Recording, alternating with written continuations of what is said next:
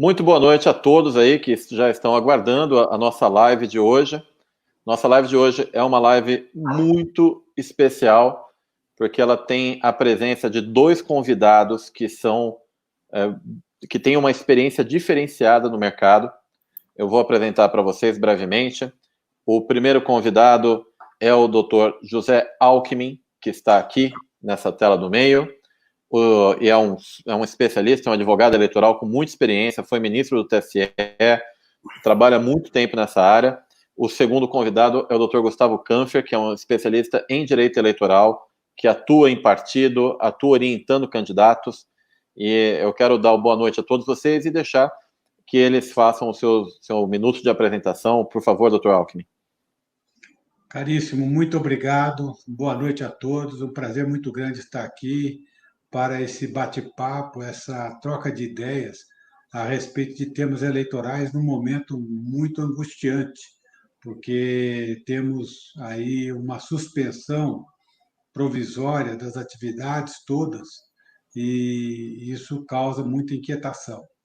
De modo que é um grande prazer participar desse painel. Muito obrigado. Vou dar a palavra para o Dr. Kanfer também, para fazer a sua apresentação inicial. Boa noite, Marcelo. Boa noite, Dr. Alckmin.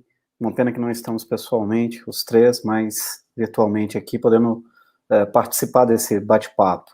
É sempre um prazer dividir um momento com você, Marcelo, que tem um grande respeito, e também para o Dr. Alckmin, pessoa com quem tem o privilégio e o prazer de atuar em algumas causas e aprender, porque o Dr. Alckmin tem uma vasta experiência, foi ministro do Tribunal Superior Eleitoral, e, enfim, dispensa apresentações. Será um prazer, espero que possamos aqui debater e discutir assuntos interessantes.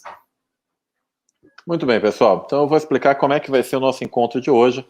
O encontro não adianta nem vocês tentarem que ele seja eterno, porque, assim, o Dr. Alckmin e o Dr. Kanfer não estão acostumados a ficar tanto tempo, vocês não sabem. Vocês dois é a primeira vez aqui, esse pessoal começa a fazer pergunta, e aí, se a gente deixar, vara a noite, viu? Quem gosta do assunto acaba o tempo todo querendo falar só disso. Então, antes da gente começar até com questões de dúvidas, o que eu fiz, pessoal? Eu separei uma apresentação com 10 telas. Nessas 10 telas, tem exemplos de tudo que eu ando vendo por aí, e aí eu vou pedir a avaliação dos nossos convidados. Essa é uma live em que eu praticamente não vou falar. Essa é uma live dos convidados. Eu estou aqui só para apresentar, moderar as perguntas. Eu também estou com a professora Natália Mendonça, que está fazendo a moderação das perguntas, então vocês podem fazer as perguntas, que ela modera e me manda aqui, tá? Então, eu vou começar apresentando aqui a nossa primeira tela de avaliação. Deixa eu colocar ela aqui para vocês, que é essa aqui, ó. Deixa eu colocar na tela cheia, que é a tela eu tô com o Dr. Murilo, eu tô com Manelin de novo. Isso é um stories de um pré-candidato, doutores. Então, esse story está fazendo agora. Qual é a avaliação que vocês fazem de uma publicação que tem essa questão? Ou seja, eu tô com o Dr. Murilo, eu tô com o Manelin de novo, já fazendo meio que uma alusão, pelo que eu tô vendo, ao processo eleitoral.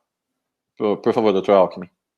Olha, é um exemplo muito curioso, porque, a bem dizer, a atual lei que modificou o artigo 36, que antes vigia, diz que é possível manifestações de apoio à personalidade da vida pública, desde que não haja pedido explícito de voto.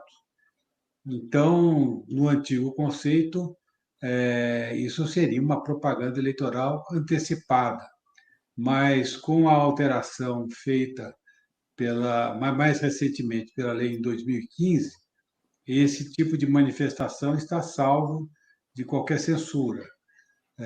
Afinal de contas, a manifestação do pensamento, ela é algo garantido pela Constituição. E, evidentemente, aqui não existe exatamente um pedido explícito de voto. Existe uma frase que expressa um apoio.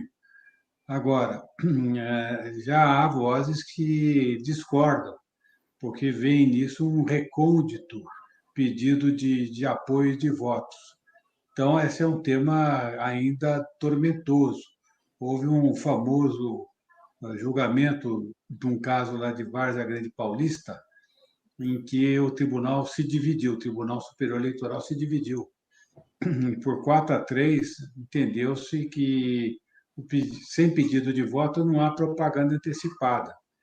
Esse é um caso típico que fica meio caminho, mas, de fato, não é possível ver aí, a meu ver, ao menos, um pedido explícito de votos. Então, é um tipo de manifestação que não, se é feito às expensas do próprio interessado, do próprio eleitor, não há, a meu ver, nenhuma ilicitude a cobrir esse tipo de situação. Eu vou dar a palavra aqui ao doutor Kampfer, porque parece que também tem essa questão do pedido expresso, né? Exatamente. O doutor Alckmin tocou no ponto que é o caso de Várzea Grande Paulista, em que o tribunal realmente se dividiu. Mas o tribunal está sinalizando que ele vai começar a analisar pedido expresso de voto, né?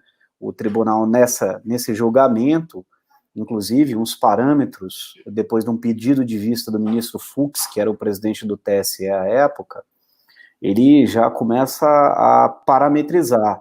Lógico que a gente depende da composição do tribunal, mas, veja, a lei foi alterada em 2015 para possibilitar que o pré-candidato se apresente, pratique um monte de atos, desde que não faça o pedido explícito de votos. Agora, em 2019, às vésperas da eleição municipal, que foi aquela primeira eleição municipal, primeira eleição mesmo, em que, com a introdução do artigo, pôde identificar esses novos parâmetros da apresentação do candidato, é que a Justiça Eleitoral está analisando. Tenho para mim que a Justiça Eleitoral, diante da quantidade de manifestações, é que ela vai começar agora a realmente olhar de outra forma, porque está havendo um certo exagero, né? Eu acho que o doutor Alckmin, nesse ponto, concorda comigo. E aqui tem um outro lado, que é o lado do gasto, que é o lado do dispêndio, né? Então, não podemos deixar de... Hoje você não olha somente com o olhar da propaganda, né? Da propaganda eleitoral antecipada, mas também você olha sob o espectro do gasto antecipado, do dispêndio de recursos, na fomentação de uma divulgação. Isso não deixa de ser considerado também, né? Que é uma coisa importante, que vale lembrar aí, é um caso recente, que foi da juíza Selma, né? Que ela, o grande... Calma que a gente vai chegar aí ainda, viu? Tem aqui mais exemplos. Só para lembrar, mas é só por enquanto aqui, só para a gente chegar aqui nesse... Porque tá acontecendo uma confusão, doutores, que é o seguinte, os alunos questionam muito, porque você tem o explícito e o pedido expresso, né? Que é aquela, eu quero contar com seu apoio. Então, o pré-candidato hoje, ele se lança candidato, e aí ele fala, então, estou me lançando candidato aqui, e eu espero contar com seu apoio em outubro. Isso não é um pedido explícito de voto, mas é um pedido expresso, correto? Sim, pode-se fazer essa distinção. Essa distinção surgiu ao longo dos debates. A bem dizer que a lei não está muito clara, dizendo que há uma diferença entre pedido expresso e explícito. Quem tem construído isso é a doutrina e a jurisprudência. Mas isso é uma forma data vênia de driblar a alteração legislativa. Me custa dizer que o conceito anterior de propaganda eleitoral antecipada foi construída ao tempo que eu estava no tribunal. E era um desafio muito grande dar Ao tempo não, doutor Alckmin, pelo senhor. O conceito veio do senhor. Não, era tribunal. Era só uma voz entre muitos. Mas o grande desafio era exatamente encontrar uma maneira de definir a propaganda eleitoral. Qual é o conteúdo de uma mensagem de propaganda de teor eleitoral? Era difícil realmente demarcar contornos sobre isso. E aí que se teve aquele conceito, que é divulgar uma candidatura, ainda que meramente postulada, enfim, acho que é um conceito que todos conhecemos, que foi consagrado na jurisprudência antiga do TSE. Por favor, eu acho que valia a pena o senhor rememorar isso, porque, de certa forma, com algum ponto, com algumas evidências daquele conceito anterior, a manifestação, nesse caso, de Várzea Grande Paulista. Se o senhor me permite, eu gostaria muito que o senhor definisse, colocasse aquilo que foi daquela época até 2015, durante mais de uma década, né, quase 2 décadas, vigeu aquele raciocínio de propaganda antecipada. Então, por favor, gostaria que o senhor comentasse aí, o senhor nos lembrasse o conceito do que era propaganda antecipada. É até curioso, eu fiz esse estudo em função de um calendário. Naquela época, a eleição era sempre no dia 3 de outubro, caísse o dia de semana que fosse.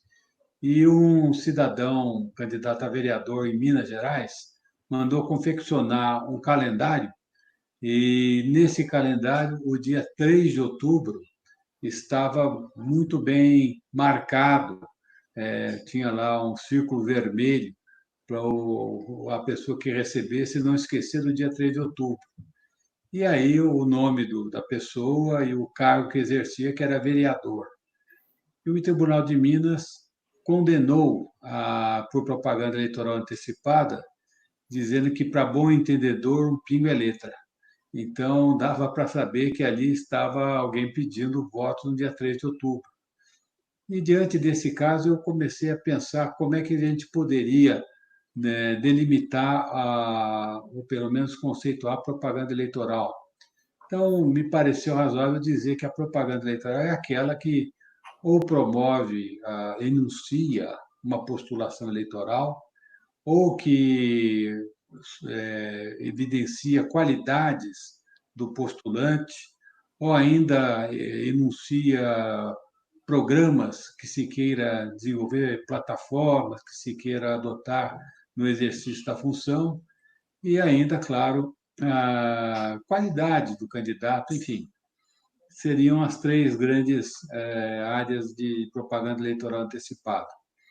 E isso realmente foi acatado, mas incomodou os atores da vida política. E aí, em 2015, houve assim uma alforria para dizer que nada disso é propaganda eleitoral. Pode dizer que pretende... Pegaram o doutoral e me colocaram. Nada disso. Tudo que eu disse que não podia entrou na lei. Claro que a Justiça Eleitoral, que abraçou esse conceito por muito tempo, né, desde a eleição de 98 até 2014, evidentemente não se agradou muito, porque isso foi uma legislação com nome e endereço, quer dizer, era para aliviar a pressão sobre os candidatos.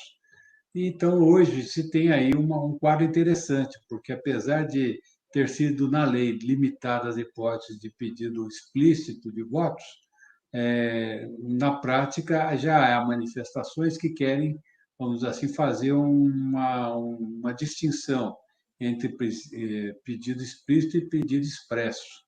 E aí o pedido expresso seria aquela que aqueles elementos que eu já me referi aparecem na mensagem, ou seja, enunciar que se pretende um determinado cargo, que a pessoa tem tais e quais qualidades, enfim, aquilo tudo que eu já antes marquei aqui com vocês.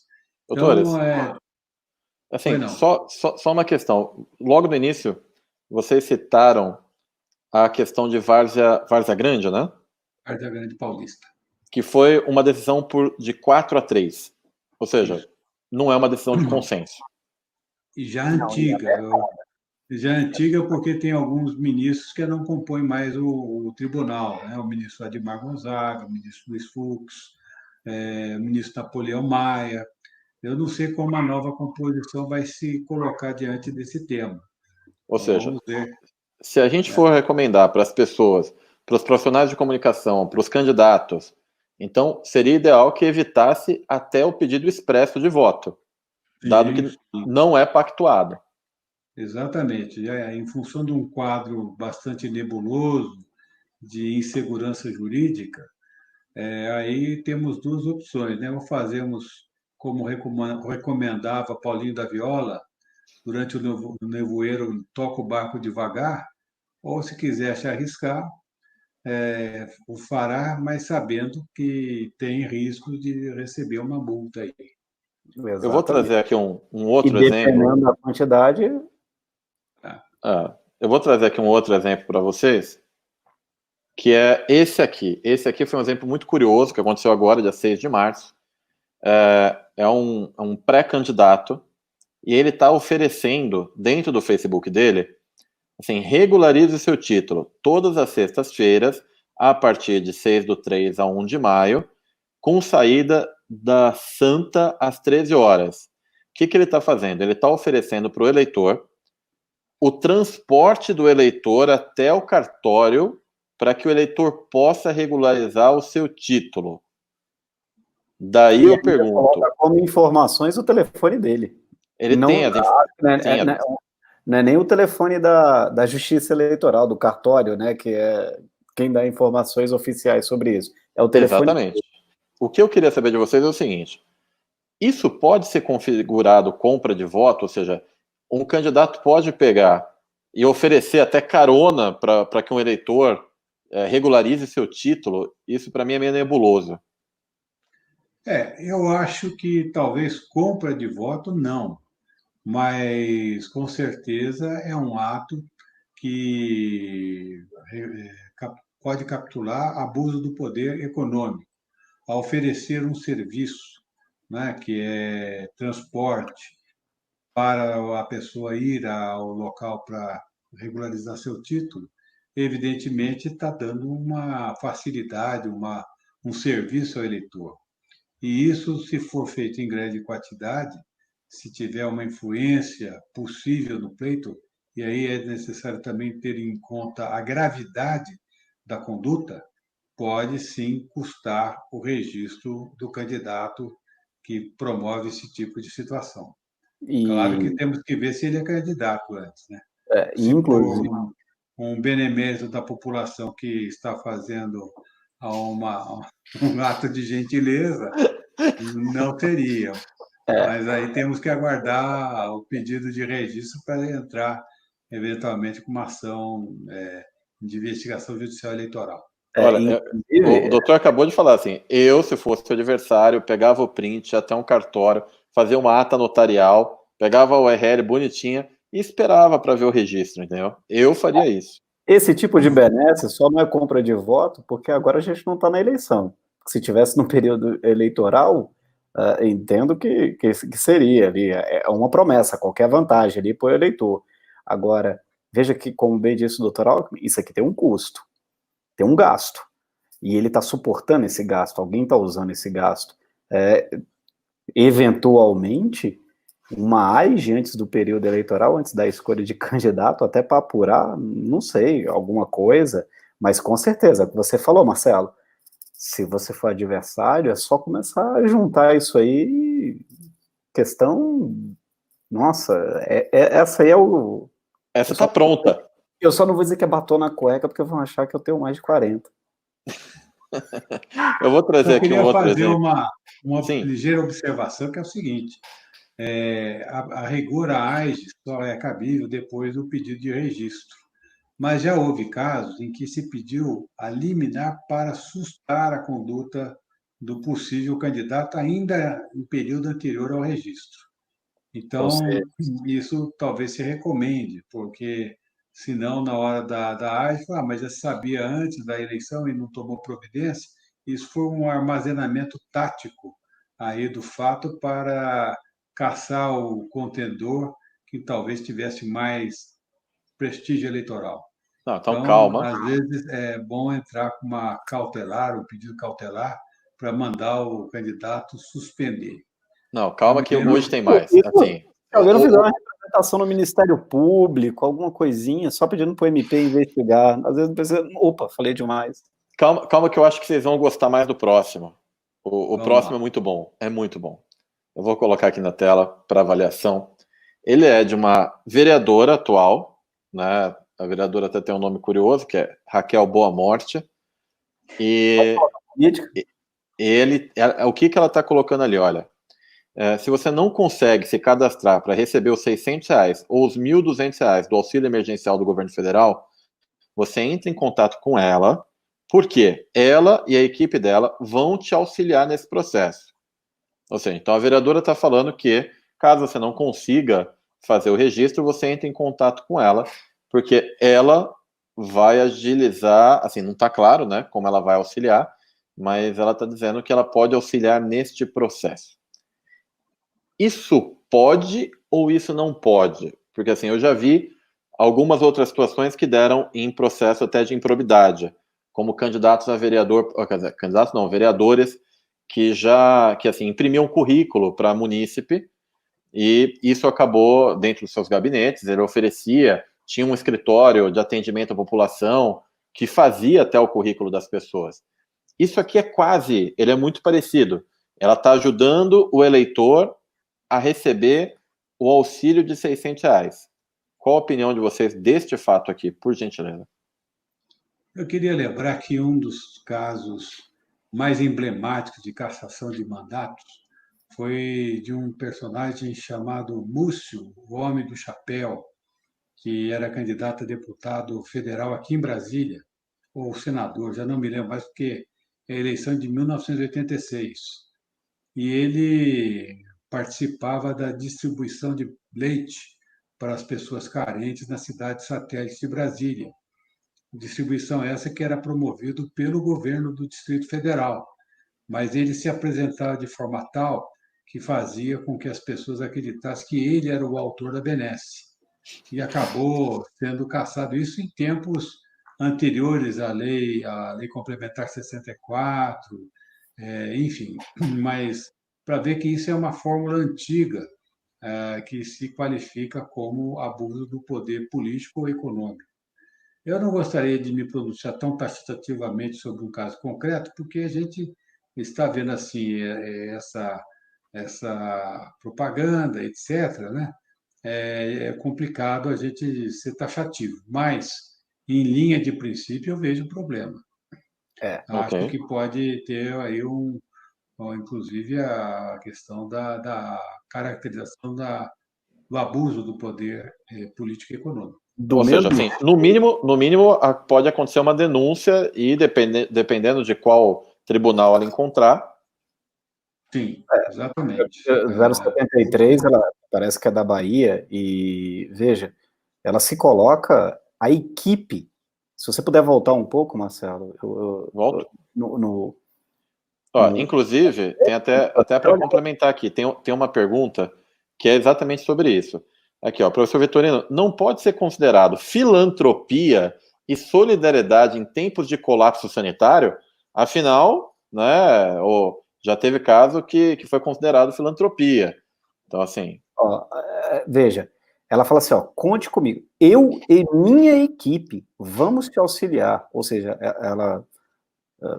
Por aqui você entende que ela tem um gabinete online, em que tem uma equipe, em que é pago por ela, em que ela tira do bolso, ou dela, ou do Estado, não sei se ela é vereadora. Ela é vereadora, ela pode pagar com eleição, ou seja, nem sei se está sendo custeado com dinheiro público para fazer esse tipo de ação. Com relação à pergunta, com todo respeito, dá até para a gente pensar naquele velho ditado, né, de que de boa intenção o inferno está cheio.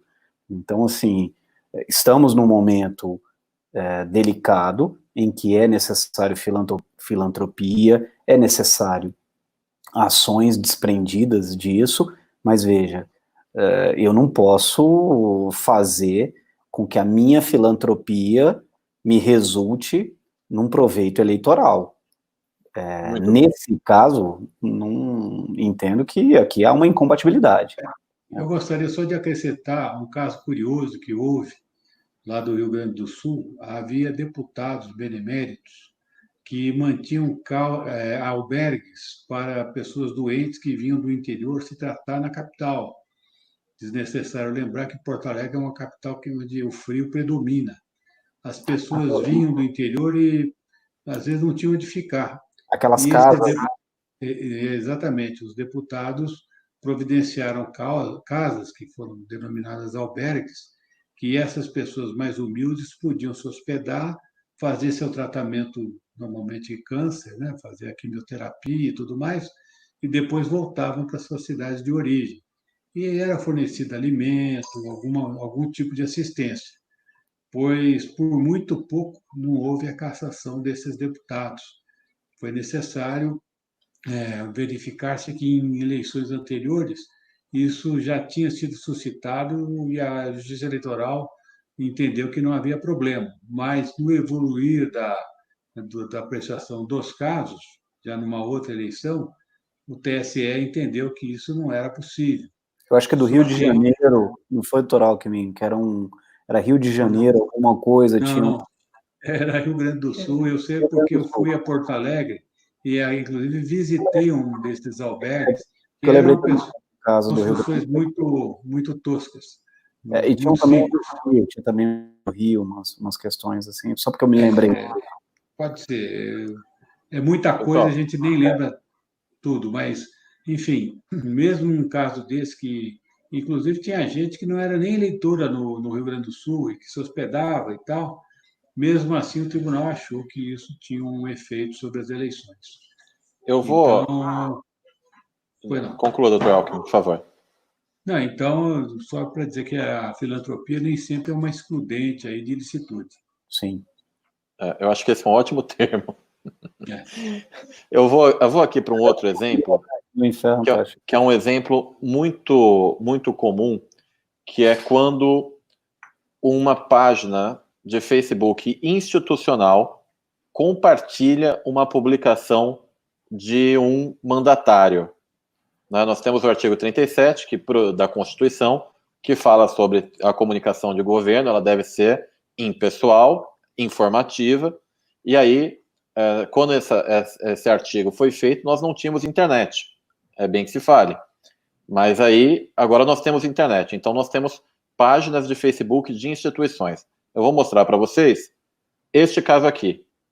Este caso aqui é o governo do Distrito Federal, ou seja, é uma página institucional que a manutenção dessa página é feita por profissionais que trabalham para o governo e ela está compartilhando uma publicação do governador nela. Como é que vocês veem essa questão aqui? E olha só, pessoal, eu não sei se vocês têm noção de quantas pessoas estão assistindo a gente agora, mas nós temos 813 pessoas simultâneas, tá? Bom, fico muito honrado que esteja participando com vocês dessa apresentação. Mas, me atendo aqui a essa publicação do governador do Distrito Federal, aqui eu vejo que não tem uma precípua finalidade eleitoral, até porque as eleições em Brasília ainda vão demorar. Aqui é mais uma comunicação do que ele tem feito, né, na condução dos negócios da polícia, da segurança pública no DF.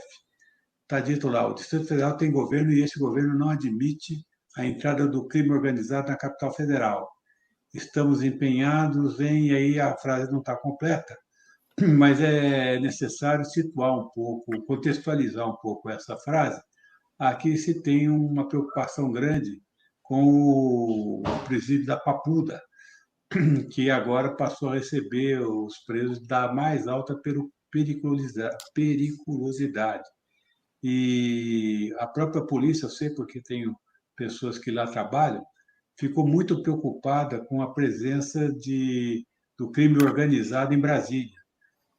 Então, acho que isso, nesse contexto, era mais como uma forma de colocar uma plataforma de governo, e não tanto da questão eleitoral. Eu É, acho que isso é lícito e não tem. É mais ou menos a mesma situação do deputado que faz um opúsculo divulgando qual projeto de lei ou qual discurso proferiu no exercício do seu mandato, que é também expressamente admitido. mas, Aqui eu não vejo ilicitude. Doutor Alckmin, doutor, mas tem uma diferença aqui. Assim, quando um deputado faz, ele faz na sua própria página. Ou seja, neste caso aqui, eu tenho um governo que está compartilhando a página de um mandatário. peraí, eu queria Então, chegar. assim, não é na própria página. Aí nós temos Ele dois. fez na página dele e utilizou o governo para compartilhar. Mas veja, nesse exemplo que eu dei do opúsculo, quem imprime os discursos, os projetos de lei e tudo mais é a própria gráfica do Parlamento, do Senado ou da Câmara. Mas é diferente, E é doutor. lícito, isso aí não se discute a licitude disso, isso, aliás, desde a eleição de 98. Por quê? Porque o exercente de mandato tem a obrigação, aliás, é um preceito constitucional, de prestar contas. E se você cerceia esse tipo de manifestação, a rigor você está enfraquecendo um dispositivo constitucional. Então, Essa que tem sido a lógica do Tribunal Com Superior. todas as eu vou vênias, trazer o Dr. Kanfer, porque parece que tem inclusive um processo de cassação de um prefeito, se eu não me engano foi de Mairiporã, por fazer comunicação similares usando os canais do governo. Mas eu vou ouvir o Dr. Kanfer também. Daí, pessoal, é só para vocês verem o seguinte: a gente está com 2 especialistas sobre um tema, então nem sempre eles vão entrar em consenso, tá? Porque cada um tem uma visão. É melhor que vocês saibam. Num tribunal é igual. Tem hora que uma parte entra, outra parte não vai concordar, não. Eu vou dar a palavra aqui para o Dr. Kanfer, só um segundo. a primeira diferença que eu gostaria de ponderar é que o Ibanez não está num período eleitoral de eleição. Então, estamos falando de eleições para municípios, eleição prefeito, vereador. O Distrito Federal não tem eleição nesse ano. Então, o Ibanez, em tese, não está disputando. O segundo ponto é que apesar da gente trabalhar, e vejam que isso é interessante, quantas causas eu e o Dr. Alckmin estamos juntos, quantas vezes estivemos juntos e que há divergência, né? Nesse caso, com todas não vou nem dizer as vênias, mas é que é o meu amigo Alckmin, então, com todo respeito, eu já, para mim, em tese, tem aqui em tese, não sei, caberia discutir uma eventual improbidade. Por quê? Porque aqui é o governo do Distrito Federal, né? E, diferentemente do parlamentar, que o deputado federal, que tem uma cota no gabinete em que a Câmara até restitui ele pelo impulsionamento que ele faz no Facebook, o governador de estado, ele não o faz com dinheiro público. O que faz a publicidade é do governo, né, não do governador. Então, vejam, com todo o respeito que eu tenho pelo meu amigo Alckmin, mas nesse ponto aqui eu em tese, sei lá, uma discussão sobre uma eventual improbidade. Quanto ao caso de Mairiporã, bem lembrado pelo Marcelo, tem uma cassação que foi por abuso, e dentre um dos elementos foi pelo abuso na rede social da prefeitura, em que o prefeito era impulsionado, era mencionado, em que você utilizava a página da prefeitura para promover o prefeito. E dentre algumas dessas promoções estavam o compartilhamento de postagens do prefeito, da rede social do prefeito, né? Então é aquele momento em que ele se assenhora, né, ele aproveita daquela condição e utiliza o recurso público que está lá da prefeitura em prol da candidatura dele. Então, assim, nesse ponto, né, nesse caso aqui, A meu sentir, em tese, há uma confusão, há uma mistura entre o público e o privado. E aqui, Então, no caso, é o que eu vou fazer para vocês, pessoal? Porque é o seguinte. Então, esse é um caso de não consenso. Entendo assim, não consenso, aí vai o profissional de comunicação, o que eu recomendo. Quando acontecer um caso desse, não custa nada se o governo está fazendo um trabalho assim, assim, assado. A gente não precisa, a gente não é obrigado a colocar o mandatário como o garoto propaganda de uma ação de governo. Cabe lembrar, por exemplo, aos doutores, que teve uma campanha da Previdência do Michel Temer, do ex-presidente Michel Temer, em que ele aparecia na propaganda, e essa propaganda foi para a televisão. E assim, ele era o presidente. bem lembrado. Teve esse E questionamento da publicidade. exatamente. E como ele era um presidente, a publicidade institucional deve ser impessoal, mas ele estava na propaganda que foi financiada com dinheiro público. Tanto ele quanto o responsável pela SECOM estão hoje respondendo por improbidade. Quer dizer, eles já saíram da presidência, mas ele continua respondendo. Sim. Então, esse é um caso aqui que eu recomendo cautela, até porque a gente não sabe qual é o tribunal que vai julgar isso. Pessoal, eu vou trazer aqui mais um exemplo, porque tem exemplo pra caramba aqui. Só um segundo.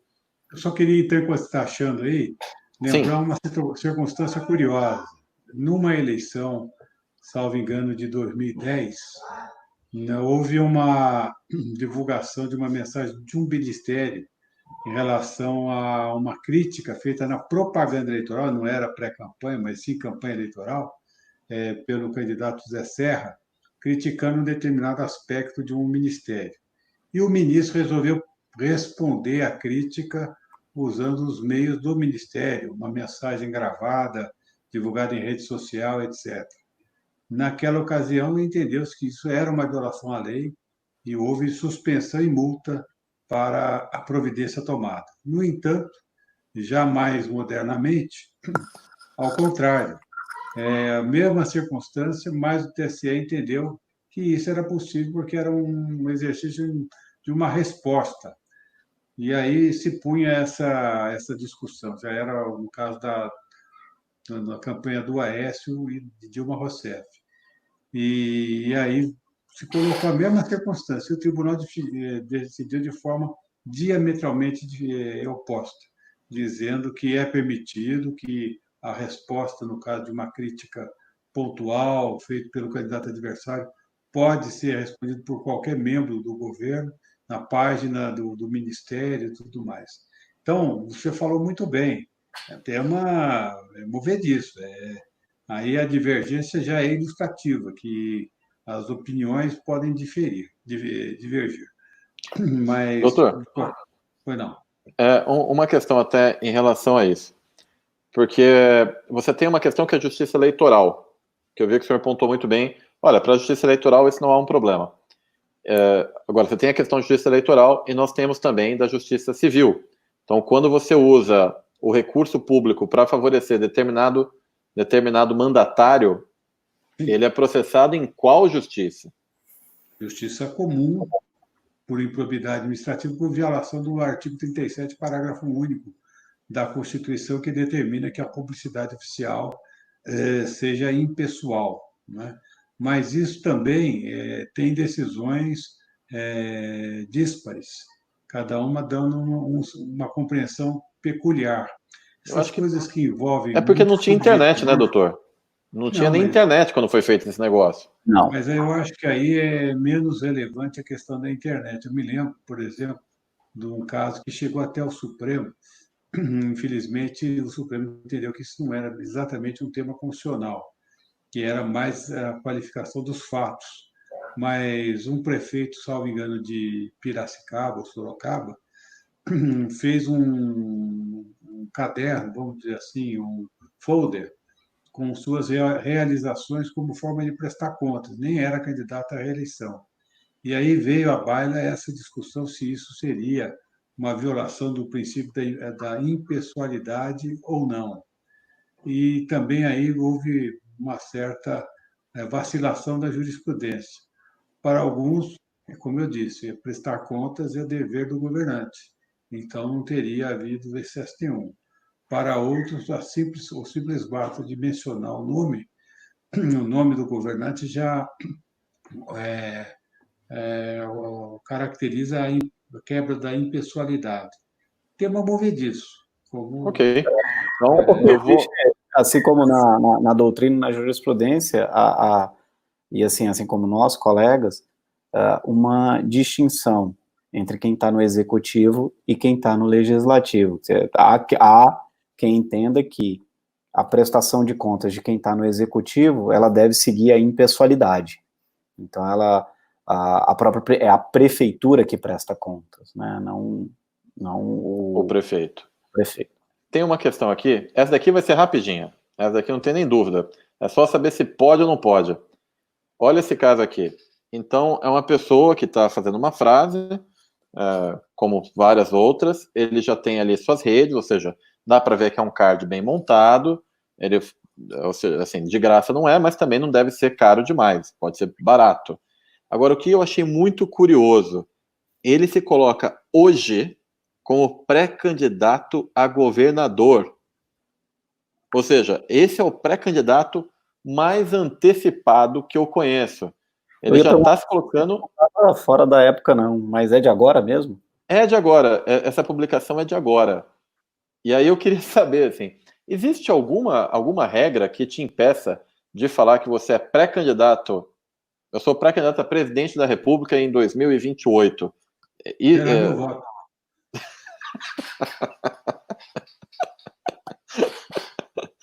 Mas existe alguma regra que proíbe que você se declare pré-candidato para uma eleição futura? Olha, isso não é expresso, mas implicitamente há de se entender que as coisas ganham relevo à medida que se aproxima a eleição. Cada um de nós agora dizer que, bom, eu falei 2028, nem posso, porque sei lá se o coronavírus me pega antes, né? Mas vocês que são jovens podem pleitear, isso não é problema nenhum, mas não é propaganda feita nessa altura da vida. Agora, um governante, um prefeito municipal que se lança aí candidato a prefeito, tem que ver, a presidente tem que ver aí as circunstâncias do caso concreto. Porque aí ele está no cargo, né? De uma capital, de uma capital e que começa...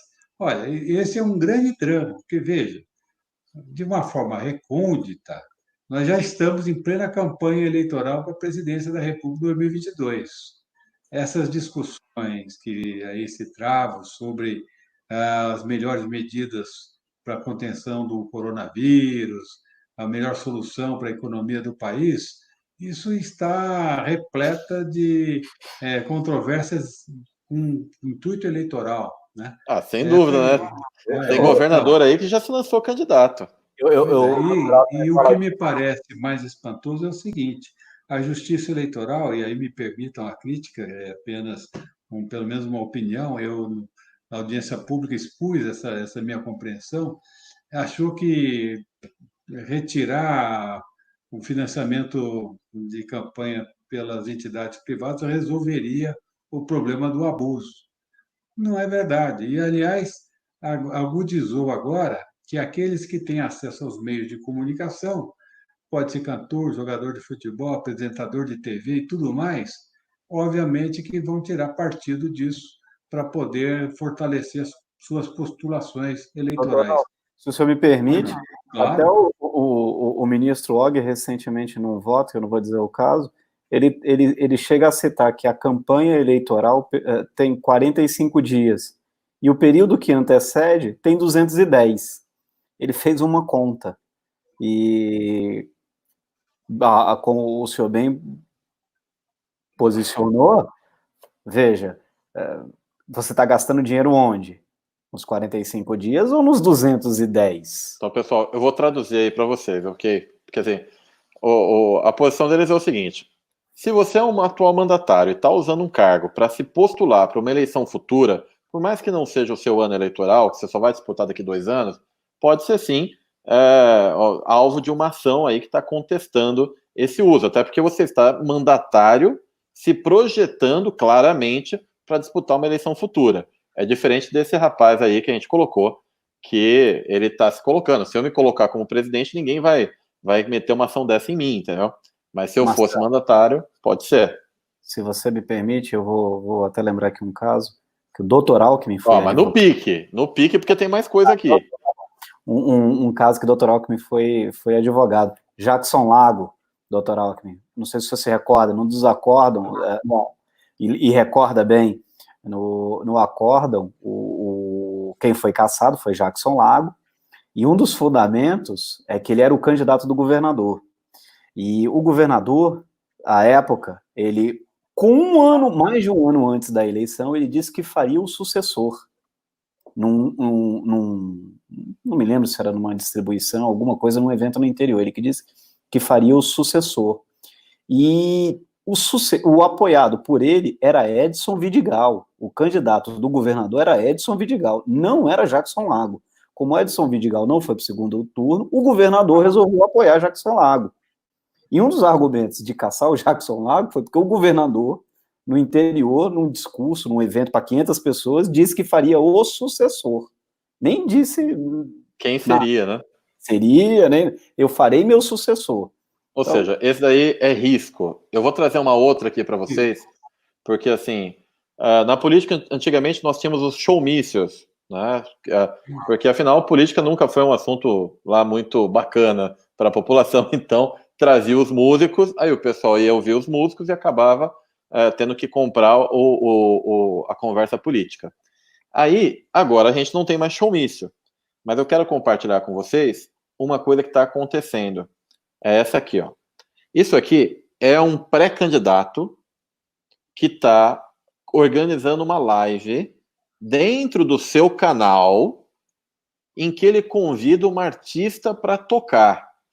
Ou seja, eu estou dentro da página de um pré-candidato e uma música que está simplesmente sendo convidada para dar um show para a audiência desse candidato. Então, obviamente, o que esse candidato quer é ganhar audiência. Para isso, ele convidou essa cantora. Isso é a mesma coisa que um showmício ou vocês têm outra visão? Olha, eu diria, como nas minhas conversas com o meu querido amigo Ricardo Penteado, que talvez esteja nos assistindo, que isso é driblar na área. É aquela história de tentar, dentro da área, fazer uma jogada ousada e, de repente, pôr tudo a perder. Eu acho que isso é, sim, uma associação indevida do candidato com um show dessa cantora.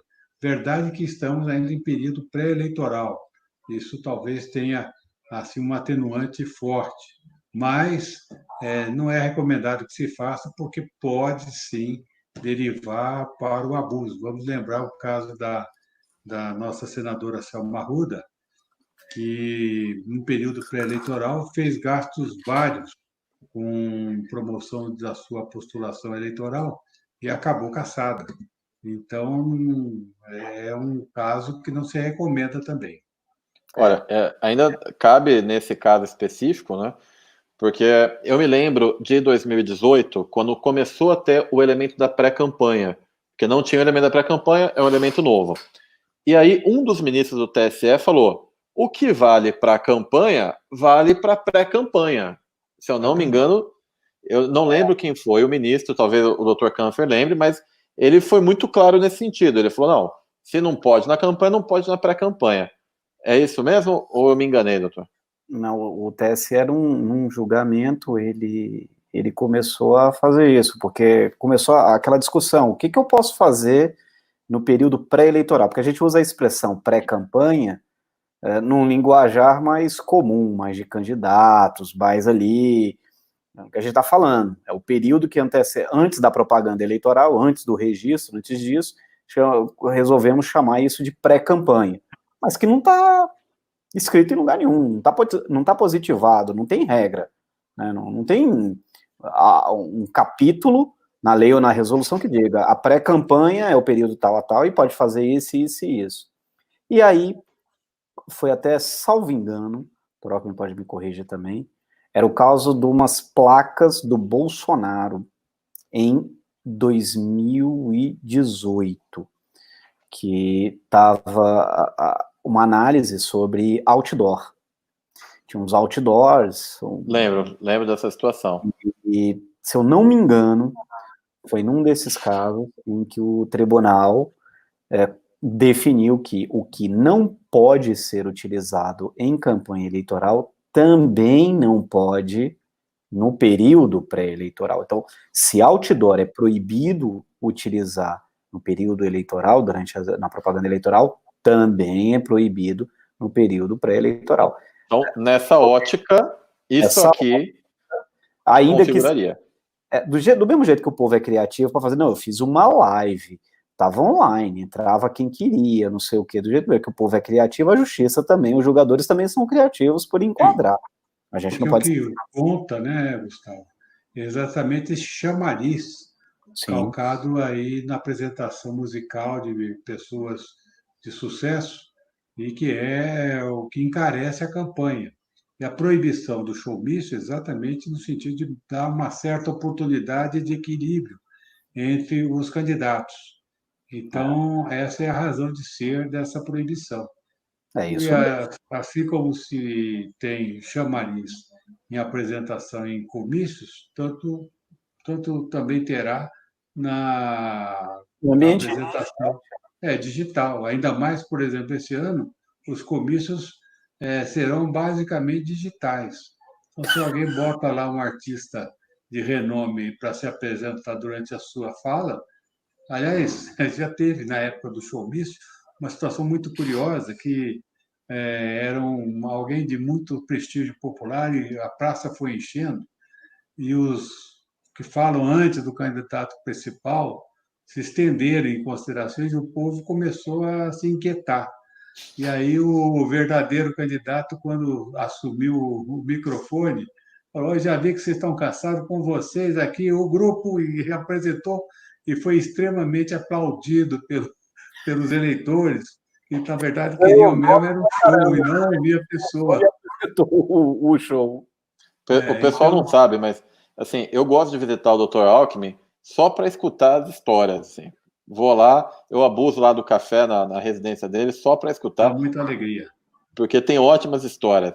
Pessoal, eu vou chamar aqui um outro caso que é interessante. Esse caso aqui é de uma prefeitura Lucas do Rio Verde. Então, é uma página institucional e ela coloca que um secretário estava se desvinculando do comando da Secretaria de Agricultura e Meio Ambiente e ele está avisando que, olha, o secretário fala quem é, tem fotos dele, inclusive, trabalhando, e ele está cumprindo a exigência do Tribunal Superior Eleitoral e está se desincompatibilizando para poder disputar a eleição. Então, olha só, é uma página de uma prefeitura que está botando várias fotos de uma pessoa que vai ser candidata, ou seja, eu estou praticamente usando a fanpage da prefeitura para lançar pré-candidatura do meu secretário. Isso é informação ou isso já é propaganda? A meu ver, aqui há um elemento que excede uma mera informação. É que ele afirma o cargo que ele pretende disputar.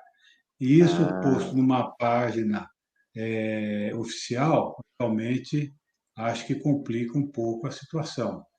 Agora, se isso tem gravidade suficiente ou não para contaminar de abuso de poder político, o pleito aí já é outra questão. Mas eu acho muito curioso essa parte, doutor, porque toda hora alguém me pergunta, posso isso, posso aquilo? E aí uma palavra, às vezes, é não. Você está falando, olha, o que aconteceu ali é que ele falou até o cargo que ele estava indo disputar. Ele não precisava ter falado. Olha, o nosso secretário, assim assado, está se desincompatibilizando por questão do Tribunal Superior Eleitoral. Perfeito, não teria abuso. E se olharmos por uma ótica da justiça comum, poderíamos pensar também em tese, também, numa improbidade administrativa. Porque... então, se vocês estão vendo isso, eu já vou trazer o próximo caso, Câncer. Porque, assim, o próximo é mais legal. É esse aqui, ó. Esse daqui é a Prefeitura Municipal de Avanhandava e ela compartilhou uma publicação que a única coisa que tinha na publicação era o prefeito, a foto do prefeito, ou seja, aquele princípio da impessoalidade ele já morreu, mas além dele fazer uma publicação sobre o prefeito, a única coisa que ela faz é elogiar o prefeito. O prefeito de Havaiandava, Ciro Veroni, Câmara de Vereadores e sua competente equipe, E a cada dia vem conquistando a admiração e respeito dos munícipes da sua região por meio de seus feitos em prol do município mediante intenso trabalho e dedicação integral ao pleito. Dr. Alckmin. Que play. Eu acho que podemos dizer que é um texto que não se recomenda, né? Porque está usando aí uma página oficial da prefeitura para promover a própria figura do prefeito, dizendo que ele é competente. Aí os qualificativos é que são impróprios. Se fosse uma coisa impessoal, apenas falar que o prefeito isso ou aquilo de uma forma muito sem elogios, sem agradecimento dos feitos, E sem essa sem foto, né? loas, E né? sem essa foto, porque a foto ele no aeroporto de Brasília. E aí a foto já é um detalhe que daria, porque se quer dar uma notícia da ação administrativa do prefeito. Então, eu já seria um pouco mais tolerante. O Cânfer nasceu com uma vocação para o Ministério Público, que eu desconhecia até hoje. Mas alguém na oposição há muito tempo, fazendo muita ação, representação. Mas, assim, eu acho que esse texto não é de se recomendar a ninguém, porque pode gerar problema mesmo. Esse tá fácil. Eu já imaginei que esse daí vocês iam não recomendar. Eu entendo a posição de vocês, às vezes, de falar sobre um caso concreto, principalmente alguém que está em mandato. Eu compreendo, tá? Porque até tem colega que defende, a gente, enfim. Bom, eu tenho uma outra questão aqui, porque essa época de coronavírus, você tem candidatos ou mandatários que estão fazendo campanhas e ações sociais. E aí é sempre uma questão delicada. Eu vou trazer para vocês aqui um banner. Tá aqui, ó. Mutirão da Saúde em Dourados. Então, é um mutirão da saúde, tá ali claro que é a especialidade urologia, ginecologia e clínico geral, ou seja, é um mutirão que dá atendimento de saúde. E aí tem um deputado estadual que está colocando apoio Barbosinha, que entra meio que naquele caso que o Dr. Alckmin falou, que teve uma cassação porque parecia que era ele que estava fazendo. Então, assim, acredito eu que isso chegue próximo, né, Dr. Alckmin? Não, aí tem um caso até mais assemelhado ainda, numa cidade interior havia o dono de uma gráfica. Então tinha lá um espetáculo qualquer, um teatro, jogo de futebol, e ele fazia os cartazes, mas colocava embaixo, com mais destaque aqui que o nosso Barbosinha, apoio fulano de tal, que era o dono da gráfica e que era candidato a vereador. Mas não tinha menção, aqui tem, mas nesse exemplo não tinha menção ao cargo disputado. Isso foi das eleições de 1996, ainda não tinha chegado no tribunal. O relator foi o ministro Torquato Jardim, e o tribunal considerou que a prática era abusiva, que essa forma de divulgar o nome da pessoa era um abuso do poder econômico. Então, aqui seria talvez um abuso do poder político, não sei quem custeou esses cartazes, mas o fato é que é uma prática muito arriscada. Também acho que não é um exemplo a ser seguido. Vocês podem ver que, assim, o problema é o seguinte, eu entendo que tem uma parte que é a prestação de serviços, é isso daí que às vezes quem está assistindo a gente não entende. Uma coisa é o deputado, ou o vereador, ou o prefeito, ou qualquer um, está divulgando uma ação social que está acontecendo. Então, olha, a Secretaria de Cultura está fazendo um show beneficente em tal lugar, você, por favor, vá lá e contribua. É uma coisa. Outra coisa é você divulgar uma ação como essa aqui, em que apoia o Barbosinha. Parece que o deputado é o patrono dessa ação, então, e é uma ação que assistencializa ainda. Ou seja, ela está dando...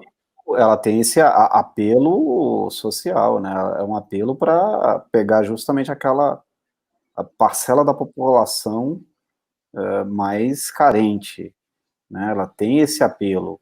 E é bom lembrar, Marcelo, que essas ações, elas precisam, você tem que provocar o Poder Judiciário. Quando eu e o Dr. Alckmin nos posicionamos de que, em tese, tem um problema, de que vemos com cautela, de que o texto ultrapassa um pouco, é lógico, a justiça não sai tomando medidas, é necessário que haja uma provocação do Poder Judiciário para questionar esse tipo de conduta, né?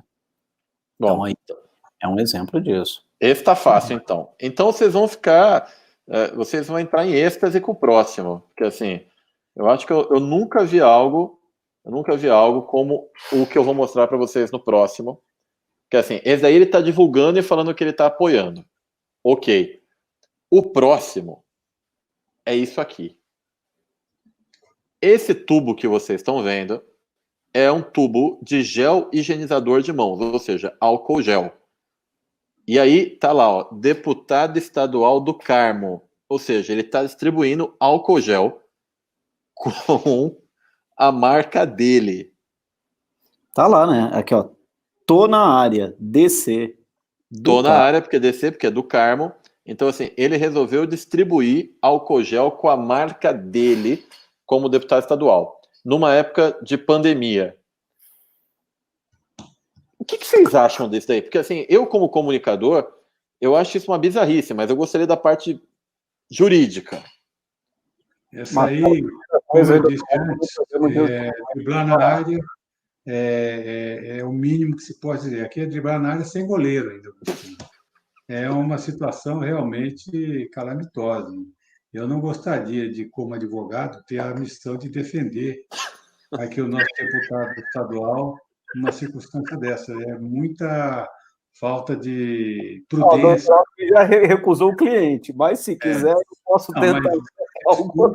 Mas, assim, o meu entendimento, e creio que é muito embasado em muitos precedentes, é de que isso aí não é tolerável, que está dando uma facilidade para o eleitor.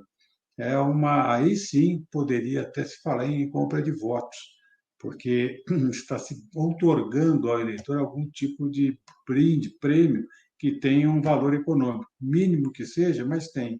Então, pela mesma razão que não se admite distribuição de camiseta, distribuição de caneta, distribuição de regras e tudo mais, aqui também o álcool em gel, o álcool gel, com cada um diz de uma forma, mas esse com certeza. E aí vale o que o precedente que o Marcelo, em boa hora, lembrou: o que não pode na campanha, não pode na pré-campanha.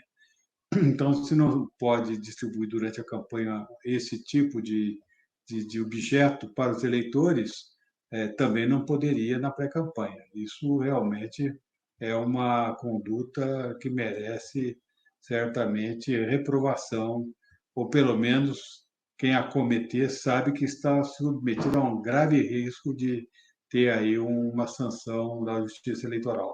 Vocês sabem, né, que depois dessa live eu vou ficar muito menos querido por algumas pessoas, porque eu tô trazendo... eu não tinha como cobrir o nome das pessoas, entendeu? Porque os exemplos são de mandatários, eu não tenho como cobrir. Senão a gente não ia conseguir, vocês não iam nem conseguir analisar. Mas são coisas que estão acontecendo por aí, gente distribuindo álcool gel, gente fazendo ação social. E a minha preocupação aqui, principalmente, doutores, é levar ao conhecimento dos profissionais de comunicação, dos candidatos à vereança, aos cargos majoritários, o risco que eles correm ao fazer ações como essa. Que, assim, é um risco desnecessário. Vocês acham mesmo que alguém vai falar, poxa, peraí, quer saber, eu estava aqui em dúvida de quem votar, mas agora que esse cara me deu esse álcool gel, agora eu vou votar nele. Agora eu não quero nem saber mais do resto, eu vou votar no deputado álcool gel. Eu já vi, inclusive, a gente conversou sobre isso outro dia, que já tem candidato que está falando, tipo, o Marcelo do álcool gel, no nome de registro, está querendo botar isso. Então, assim, não basta fazer o mal feito, ainda quer fazer o mal feito e registrar o nome. É um pouco além da conta, né, doutores? Com certeza. Vale lembrar que os brindes foram proibidos numa reforma eleitoral no intuito de baratear a campanha. porque o eleitor adorava brinde, adorava camisetas. É até comum ainda, gente que atua muito em eleição, ouvir relatos de candidatos dizendo que os eleitores, há eleitores em algumas localidades do país que ainda perguntam, e a camiseta? E a camiseta, né? Então, esse conceito de brinde para o eleitorado, isso ainda está na cabeça de muitos deles, e acreditam que isso é uma das melhores formas de conquistar o voto. Por sinal, se você está assistindo essa live, nós fizemos uma outra live, está publicada aqui no meu canal mesmo, que é só sobre ações sociais em ano eleitoral.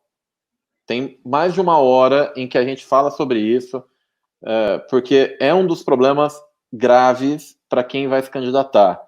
A pandemia não está sendo o excludente de licitude, como o doutor Alckmin falou. A pandemia é uma coisa. Ontem, doutor Alckmin, acho que foi ontem ou anteontem, aí aconteceu assim, uma pessoa falava, não, mas eu sou vereadora e eu tenho uma ação social, eu vou ter que parar essa ação social agora, no ano eleitoral, as pessoas vão ficar desassistidas. E a minha resposta foi o seguinte, doutor, não, você não precisa parar, você pode também não ser candidata. Sim, se você... Ninguém está te obrigando a ser candidato. Agora, se for candidato, tem que seguir a lei eleitoral, pô. No ano eleitoral, fazer distribuição de cesta básica, eu vi uma foto de um prefeito que ele estava distribuindo peixe na casa da pessoa. Era a foto dele distribuindo peixe. Me lembrou o Chacrinha jogando bacalhau. Eu não assisti. Denunciei, né? Denunciei a idade agora. Denunciou. A minha também. Não, mas olha, é exatamente isso. É que, evidentemente, há uma cultura perversa entre nós. O eleitor quase sempre ele decide seu voto, quase sempre não, mas muitas vezes decide seu voto em função de benesses que ele consegue conquistar com o seu candidato, o que é péssimo.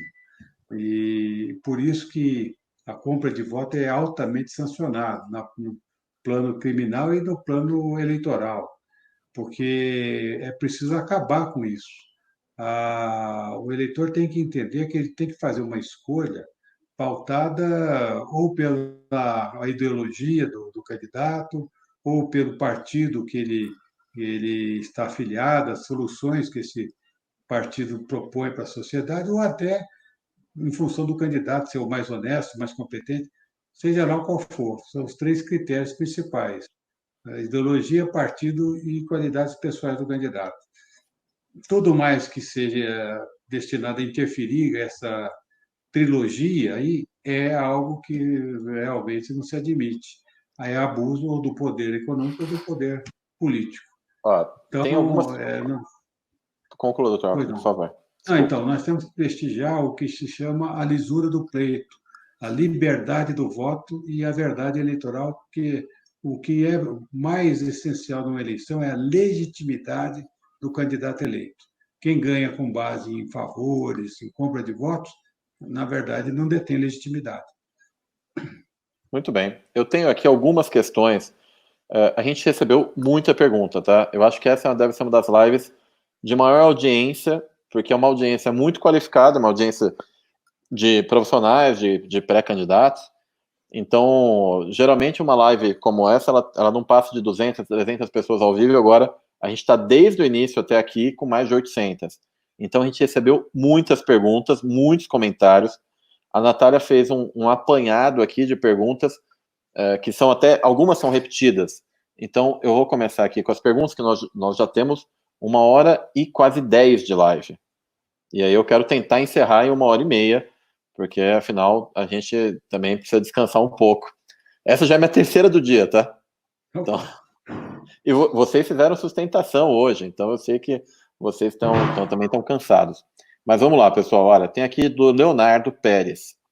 Ele deu boa noite e a pergunta dele é: a doação de parte dos salários por vereadores atuais em prol do combate do coronavírus pode ser considerado ato de improbidade? E aí tem essa pergunta aqui, doutor e doutores, é uma pergunta capciosa, porque quando me mandam, eles não mandam detalhes. Porque uma coisa é assim, o vereador falou, olha, a Câmara decidiu que a gente vai fazer uma redução salarial e esse dinheiro vai para o combate à ação. É uma situação. A outra coisa é, o vereador toma uma decisão de, eu vou pegar R$2.000 do meu salário e vou doar para uma ação de combate social, de combate ao coronavírus. Uma terceira coisa é, eu vou pegar parte do meu salário, vou doar, vou pegar foto de eu doando um cheque simbólico para a associação, vou publicar no meu Facebook, vou gastar R$10.000 de impulsionamento. São várias formas de você doar. Não tem uma só. Pegar o dinheiro, compra algo e vai entregar também. Exatamente. Qual que é a diferença? Assim, se eu pegar parte do meu salário e doar para uma instituição, não é a mesma coisa do que se eu comprar um freezer e doar para uma instituição? Se é Qual com que é a dinheiro opinião? próprio, se é com dinheiro próprio, eu entendo que não tem problema nenhum. Afinal, cada qual é dono do seu dinheiro e gasta como bem entender. E se ele depois divulga que ele usa seu dinheiro para fazer benevolências, para fazer benemerências, eu não vejo nada na lei que proíba. Pode não ser assim algo que se aplauda do ponto de vista moral, porque ele não está fazendo realmente um ato de benemerência, ele está, na verdade, usando um ato dessa natureza para se promover, né? Já salvo engano, na Bíblia, aquela passagem que a mão direita não sabe o que a mão esquerda está fazendo, no sentido de que quem faz caridade não deve ficar alardeando. Mas, do ponto de vista legal, eu não vejo nada que obste esse tipo de conduta. Após o que o Dr. Alckmin está dizendo, trocando em miúdos, após o dinheiro entrar na minha conta, eu posso gastar como eu quiser. Ele estourou meu dinheiro. E a partir disso, eu posso fazer o que quiser. A questão, acho que de fundo, não é eu faço o que eu quiser. A questão de fundo aí é como eu faço isso. Como vai se dar a divulgação, porque você não está fazendo isso por sua filantropia. Você está fazendo com um objetivo. E está fazendo agora porque tem um objetivo que está ali em outubro. É um objetivo eleitoral. Então, o vereador em mandato, que não fez antes, mas agora vai fazer, a princípio, realmente, ele pode pegar o dinheiro dele e fazer o que quiser, mas na medida em que, como ele divulga e explora isso, aí teremos... Já que você falou outubro, tem uma dezena ou duas de perguntas relacionadas à eleição. Se vai ter adiamento, se vai ter unificação de eleições para 2022. Assim, aí começam a vir as teorias da conspiração, né? Então, porque adiamento é uma coisa, unificação de mandato é outra, e aí já querem juntar e virar aquela bagunça total. Na opinião de vocês, em primeiro lugar, a gente deve ou não deve ter eleições em 2020? Na minha opinião, deve ter porque é um requisito essencial à República a transitoriedade dos mandatos, né? Isso de adiar a eleição, especialmente se isso for implicar o aumento dos mandatos, isso é absolutamente inaceitável. Então, nós estamos desenvolvendo aí várias formas de proteção, contenção, uso de, né, máscaras, a orientação de se limpar as mãos com álcool gel, lavando com água e sabão, enfim, e o ato de votar é muito rápido. É chegar na sessão eleitoral, entrar, votar e ir embora. Então, eu acho que até outubro se poderá fazer as eleições tranquilamente. E todos já saberemos como nos proteger. O grande problema do coronavírus, já foi dito por autoridades aí, é nesse momento haver uma disseminação muito grande, de tal forma que o sistema de saúde não suporta atender tantas pessoas. mas em até outubro acho que isso estará equacionado, e se Deus quiser já haverá até um tratamento, vacina, enfim, uma solução médica. E eu acho que apostar em adiamento de eleições não é uma boa aposta. Agora, pode até haver, vamos dizer assim, adiamento de outubro para novembro, até dezembro, mas o que não deve haver de forma alguma é a prorrogação dos mandatos. Concordo com o Alckmin. É um ato. Eu li uma entrevista em que o presidente do TSE agora, antes não era presidente do TSE, ele fala até em fraude eleitoral, né? Ele fala, olha, você estender o mandato é fraude eleitoral, porque aquele mandato foi dado por um prazo determinado.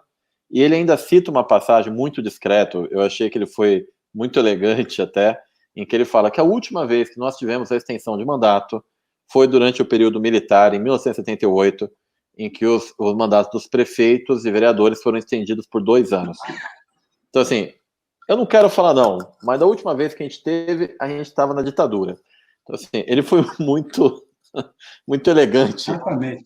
Aliás, a propósito, eu queria só lembrar o seguinte, e eu sei porque o meu querido e ilustre primo, Geraldo Alckmin, era prefeito de Pindamonhangaba, foi eleito em 76. E aí, ao chegar em 80, os prefeitos tiveram mais 2 anos de mandato. Isso foi uma medida geral. Para coincidir a eleição. Em 82, foi uma eleição só para tudo. O resultado não foi bom, e aí, na eleição seguinte, houve a descoincidência. Os prefeitos ganharam outra vez mais 2 anos e houve a descoincidência dos mandatos, porque não foi boa a coincidência. Insistir nesse tema, eu acho que é desconhecer a história. E eu também acho, existe hoje um outro argumento, que é o custo dessa eleição unificada, né? Então isso, se hoje já se discute o quanto é despendido de recurso em campanha, ou para presidente da República, governador, senador, deputado federal e estadual, bem como tem numa outra eleição, num outro período, para prefeitos e vereadores, imaginem como a população, como a sociedade vai ver o custo aplicado numa eleição única. Não creio que não vai haver eleição, acho que as eleições ocorrerão, no máximo, alterar a data de outubro para novembro, creio que isso, mas, como bem disse o Dr. Alckmin, por volta de junho, até lá, os sistemas de saúde poderão fazer uma perspectiva, uma avaliação de como está andando essa questão do Covid-19, e a partir disso, não só isso também, o comportamento das pessoas, porque hoje as pessoas estão mais ou menos tendo noção de como se comportar. Há um distanciamento quando você vai a um supermercado ou você vai a uma farmácia. Muitos estados e cidades estão obrigando o uso de máscaras, ou seja, a sociedade vai se adaptando a mecanismos para retomar a sua vida. E isso, entendo que naturalmente vai se encaixar para que a eleição ocorra. Agora, como bem disse o Marcelo, o comício vai ser virtual. As ações de corpo a corpo, aqueles movimentos na rua, isso eu acho que dificilmente veremos. Acho que a eleição, ela muda o comportamento. Mas eu acho que tem só uma questão que eu vejo no adiamento das eleições. Eu tenho acompanhado a discussão tanto no TSE quanto também no Congresso sobre adiamento. Então, hoje, já se olha como ponto pacífico que nós teremos um primeiro turno provavelmente em 15 de novembro, ou seja, a gente protela 1 mês e meio, um primeiro turno, entre as lideranças dos partidos, se fala isso, de fazer um primeiro turno em 15 de novembro. Mas tem uma questão que me pesa nessa história de estender. Claro, se necessário, a gente tem que aumentar para 15 de novembro e tudo mais. Mas tem uns prazos que são os prazos de desincompatibilização. E esses prazos, eles continuam válidos. Ou seja, porque pelo que eu entendi, o TSE só vai considerar fazer uma previsão de adiamento quando estivermos em junho. Agora, em junho, esses prazos que a pessoa tinha que sair do seu cargo para disputar uma eleição já vão estar contados. Os 6 meses que você conta a partir de outubro para trás, os 6 meses, Marco, né? é outro. Ou seja, vai ter gente que vai ficar sem salário mais 2 meses, tá? Só para avisar. Ou ganhando sem trabalhar também. Tem Ou essa ganhando história. sem trabalhar. Bom, então, eu acho que está bem claro aí para todo mundo que adiamento de eleição não é algo bom. Então, tem mais perguntas aqui, tá, pessoal? Olha, tem muitos elogios à live. Muitas. Obrigado. Tem gente falando até Obrigado. que essa live valeu 1 ano de faculdade. Então, pessoal, faz o seguinte, vou mandar boleto, tá? Manda o boleto, vocês pagam. Pode pagar parceladinho. Vamos lá. Eu acho que é Ilia, creio eu.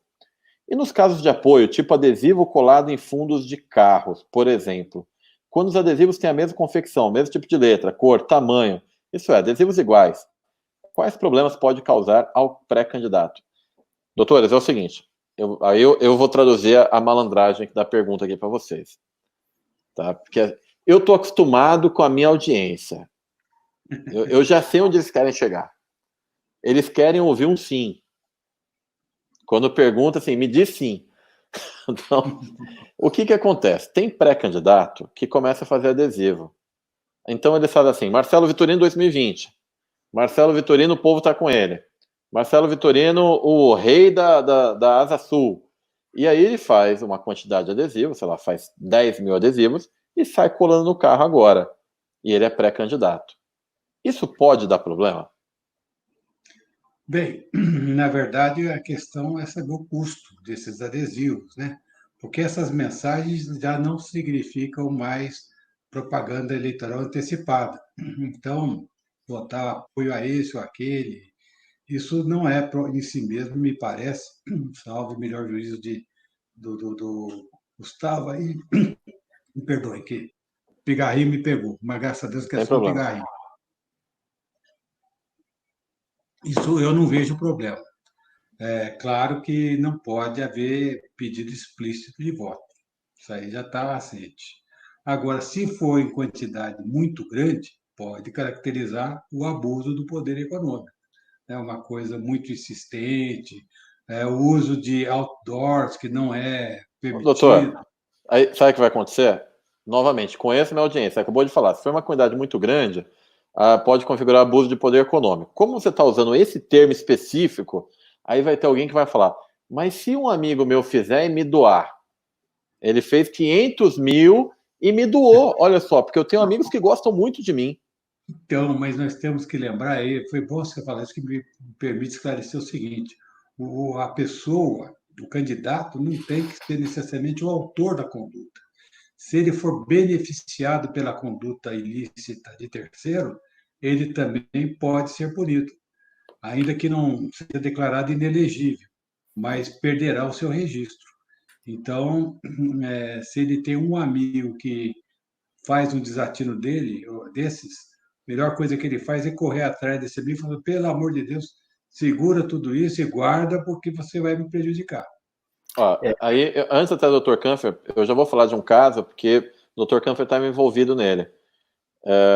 Se eu não me engano, para a eleição de 2014...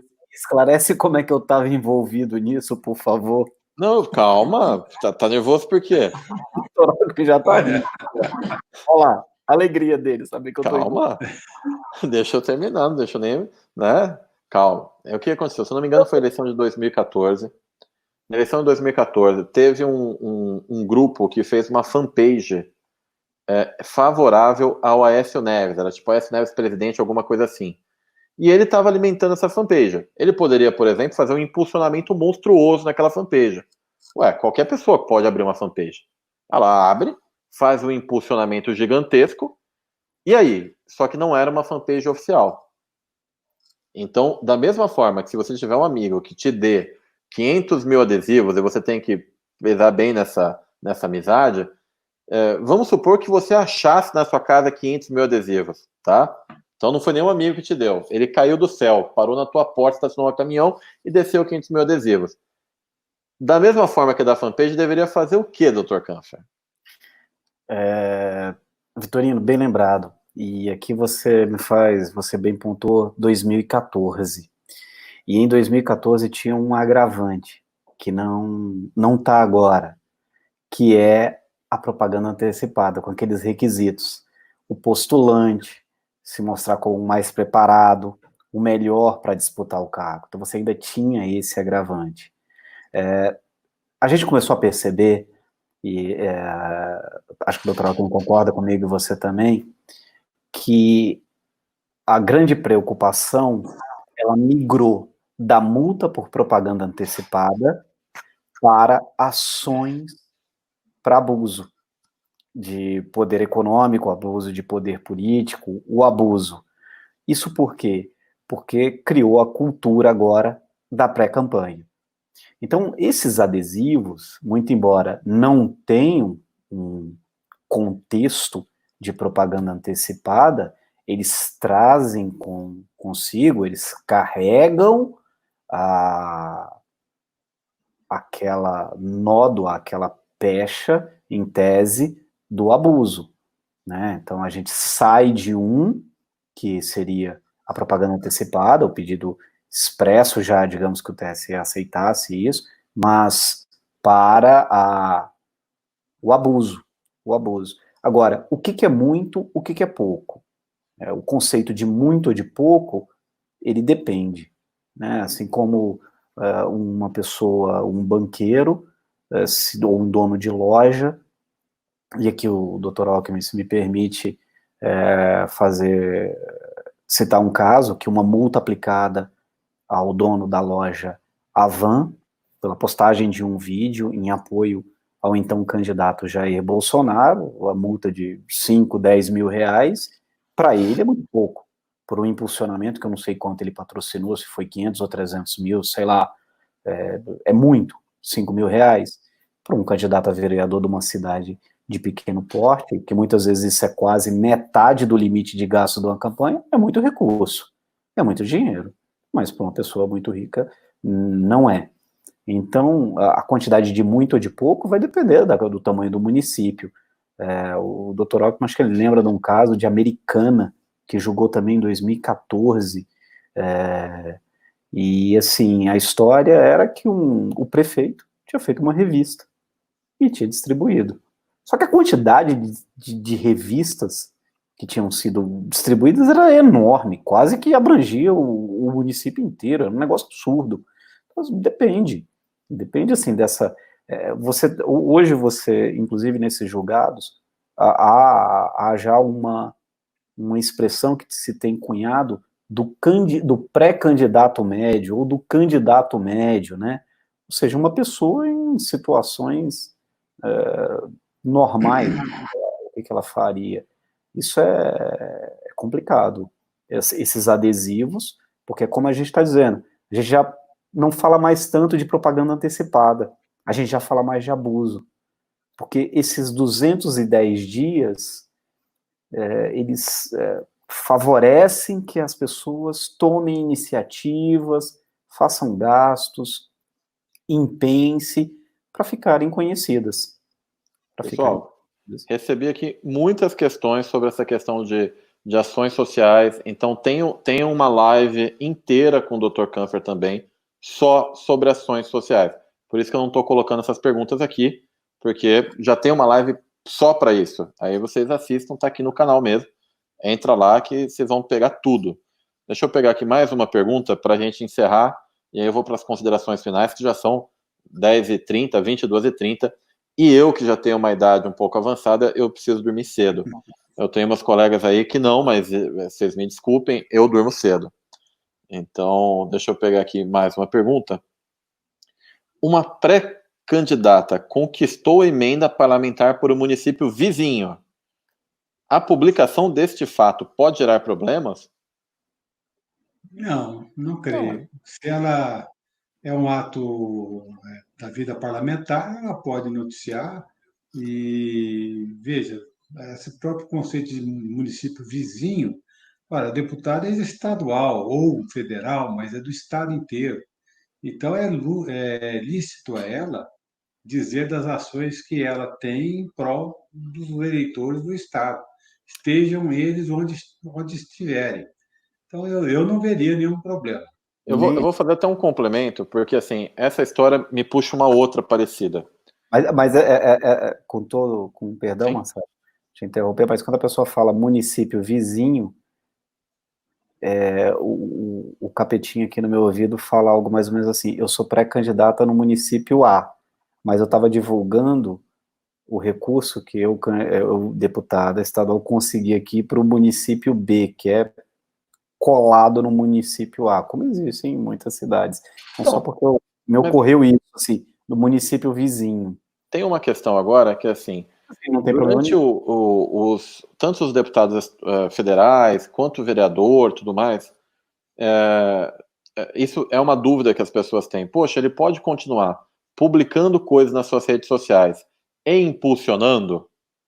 Porque essa é uma discussão. Porque, assim, ele é vereador em mandato, ele está em mandato. Então, ele pode continuar publicando seus atos de mandato.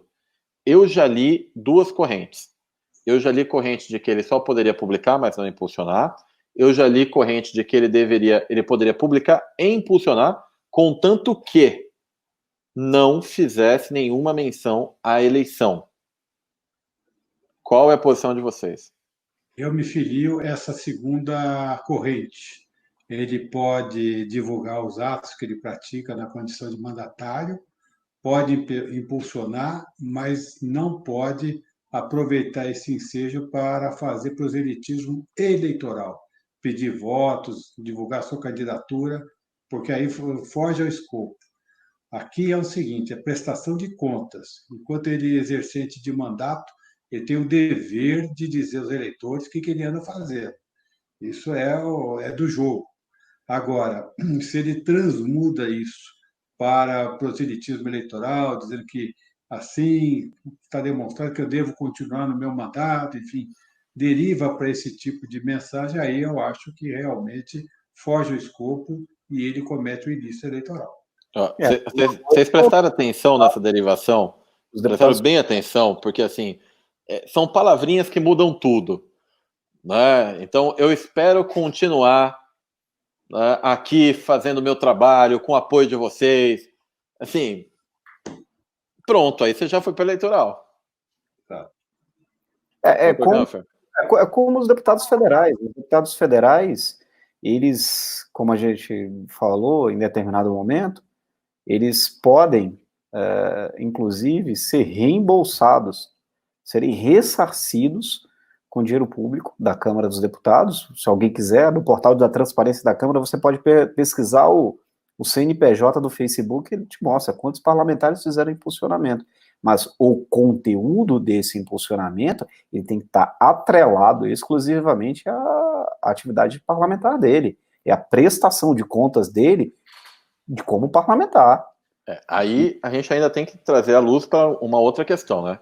Vamos supor que o teto da campanha eleitoral desse vereador na cidade dele seja R$100 mil. Supondo. Aí ele resolve fazer a divulgação da atividade parlamentar dele agora, nesse período de ano eleitoral, na pré-campanha, e ele gasta R$200 mil fazendo impulsionamento da prestação de contas dele. Ou seja, isso daria o abuso de poder econômico, porque ele gastou muito na primeira parte do ano só para prestar contas. Ele gastou o dobro do que é o teto dele numa campanha. A meu ver, sim, porque aí está claro que, apesar de ser uma ação para divulgar o seu desempenho no mandato, o volume de recursos ele excede qualquer coisa que seja razoável. E aí é a chamada campanha indireta. Aliás, aquele acordo que eu citei de 98 falava nisso. Pode não ser propaganda eleitoral antecipada, a veiculação de mensagens, no caso, se considerava aquelas mensagens de Páscoa, ou, enfim, de mensagens da família, data da colônia portuguesa e tal, feito com alguma descrição, passava. Mas, se for uma propaganda maciça, realmente romperia a igualdade entre os candidatos, e aí é abuso. Eu acho que a mesma coisa se dá aqui. Na verdade, essa divulgação normalmente se faz com verba das casas legislativas e é limitada para cada membro dessas casas, da Assembleia, da Câmara, enfim. Então, tem um parâmetro aí até meio estranho, né? Com recursos públicos. Eu me lembro de um caso curioso que foi decidido por maioria. Era um deputado federal que usou a verba de gabinete dele, deputado federal, para mandar cartas aos eleitores dizendo-se candidato e ainda pedindo voto para o pai, que era candidato a senador. E aí veio a questão, olha, isso aí estava dentro da cota parlamentar dele, ele tem o direito de mandar correspondências várias com essa verba, então não excedeu e não cometeu abuso. Mas a maioria entendeu que é o contrário, tinha sim abuso, porque esse dinheiro para comunicações não poderia servir para promover a candidatura do deputado e de seu pai. Então, só para um exemplo prático de como isso deve ser considerado. Se há abuso, tem que ser punido, não tem como relevar. E há muitas... Senhores, Desculpa, então lembrar conclua aí, Dr. Kampfer, no que pique, porque depois as considerações finais de cada um. tem muitas câmaras municipais que não têm esse tipo de verba para isso. Acredito que somente de cidades de médio e grande porte é que dispõem, nem sei se todas, são raras, que destinam parte da verba da Câmara para o parlamentar fazer a divulgação dele, da atividade parlamentar dele. Eu nem sei se nesse caso que você está dizendo, 100 mil, 200 mil, nem me parece que se enquadraria numa Câmara Municipal que faz destinação de verba pública para isso. Muito bem. Então, vamos às considerações finais do Dr. Alckmin. A palavra é sua, Dr. Alckmin. Caríssimo, eu quero agradecer o convite para participar desse debate, agradecer a todos aqueles que nos assistem, aos meus companheiros aqui, você, Marcelo Vitorino, Gustavo Kampfer, que é companheiro de velhas batalhas. E eu acho que o direito eleitoral é sempre algo desafiador. A mim, ainda me deixa bastante encafifado, me permita a expressão tanto quanto coloquial, essa questão dos disparos de WhatsApp, que agora, inclusive, estão proibidos pela resolução da propaganda eleitoral das eleições de 2020, mas que discuti muito com o Marcelo Vitorino nas eleições de 2018. É algo que desafia o desenvolvimento de controles, porque proibir é uma coisa, mas fazer a proibição efetiva é outra. E mostrou-se ser uma arma poderosa, a ponto de tornar a propaganda eleitoral rádio e TV, se não algo sem efeito, um efeito muito limitado, até porque aí a rede social, vamos dizer assim, como se diz por aí, bomba o dia inteiro. Então, vamos todos nós nos debruçar, porque o mais importante é que os pleitos sejam legítimos, que os candidatos tenham igualdade de oportunidade dentro do possível e que nada ocorra às sombras, oculta da justiça eleitoral. Esse é o nosso desafio e concorremos a todos para marcharmos nesse sentido. Muito obrigado, Dr. Alckmin. Dr. Kampfer, suas considerações finais. Bem, Marcelo, mais uma vez, além de parabenizar você pela iniciativa, agradecer muito o convite. Muito obrigado.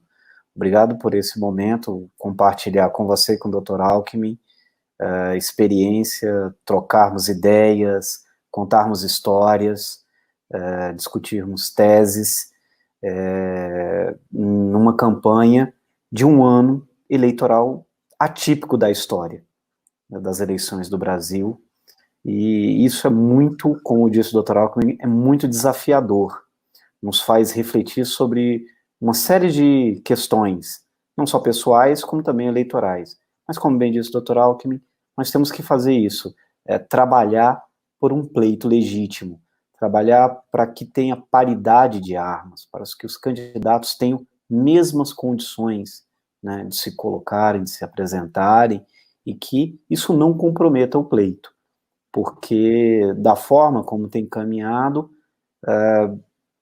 cada vez mais, infelizmente, parece que teremos mais cassações. Não é isso que desejamos. Desejamos eleições limpas, eleições seguras, não só no sentido da democracia, mas seguras também na questão de saúde, em que as pessoas tenham a segurança da sua saúde para votar nas eleições. Muito bem, meus amigos. Eu quero agradecer principalmente a boa vontade dos dois de ceder o tempo de vocês. Eu sei que o tempo de vocês é um tempo bastante precioso. Vocês são profissionais extremamente requisitados. Então, muito me orgulha o fato de vocês terem aceitado ceder esse tempo para conversar com as pessoas e explicar isso, de forma gratuita, inclusive. Então, eu acho que isso já mostra muito sobre a postura profissional e o caráter de cada um. Eu quero aproveitar para agradecer a todas as pessoas que nos assistiram. Ficamos aqui praticamente todo o tempo com uma audiência enorme. Tenho certeza que muitas dúvidas a gente não conseguiu responder, a gente sabe disso. A gente vai tentar, dentro do limite possível, dar alguma resposta que seja impressa. Aí eu vou tentar ver como é que eu faço, mas eu quero agradecer a cada um de vocês que fez parte dessa transmissão, que deixou um comentário. Eu vi aí vários comentários de agradecimento. Então, eu fico muito feliz em poder contribuir e poder contribuir, claro, ainda muito bem acompanhado. Então, obrigado, Dr. Kampfer. Só mais uma coisa. Eu só gostaria de agradecer aos participantes, porque a live só teve sucesso porque tinha tantas pessoas nos assistindo. Obrigado e parabéns a eles, porque eles é que são o resultado disso. Desculpa. Obrigado. Então, até breve, pessoal. Boa noite.